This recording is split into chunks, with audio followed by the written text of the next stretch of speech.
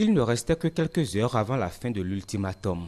Nous étions le 30 juillet 2023, 4 jours avant le coup d'État qui a renversé le président élu Mohamed Bazoum.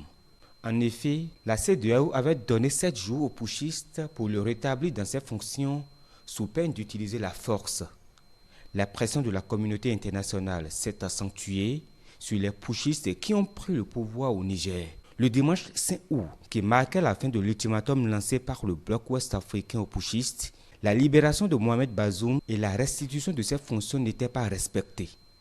Pour le consultant politique agapite Napoléon Maforican, la CEDEAO doit jouer sa crédibilité dans cette crise. Ceux qui demandent qu'on continue à parler à la junte n'ont pas peut-être tort. Mais quel langage il faut leur dire?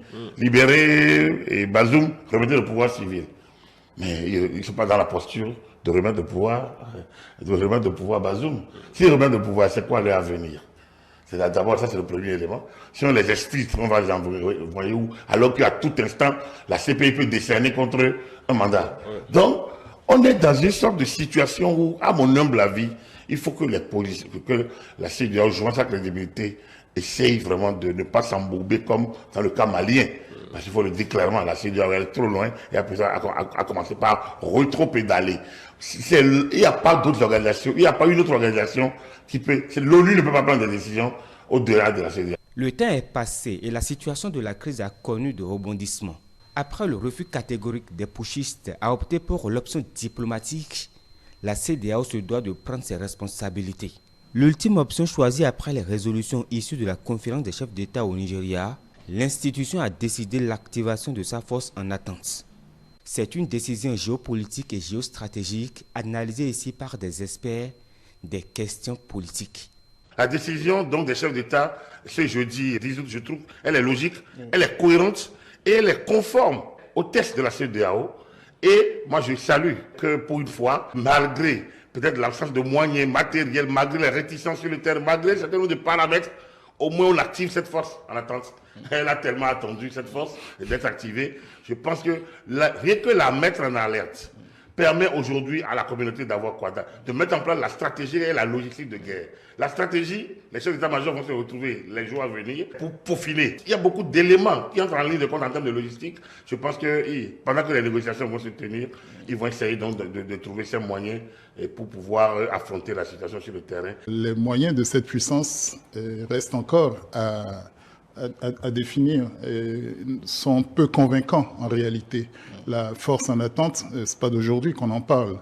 Elle est là depuis bien longtemps. Elle semblait même sombrer dans un certain coma. Il est clair, il est compréhensible que le leadership de la CEDEAO ruse de commun accord avec les états-majors pour gagner du temps. D'une rubrique à une autre, toujours sur la situation de crise au Niger, les avis divergent.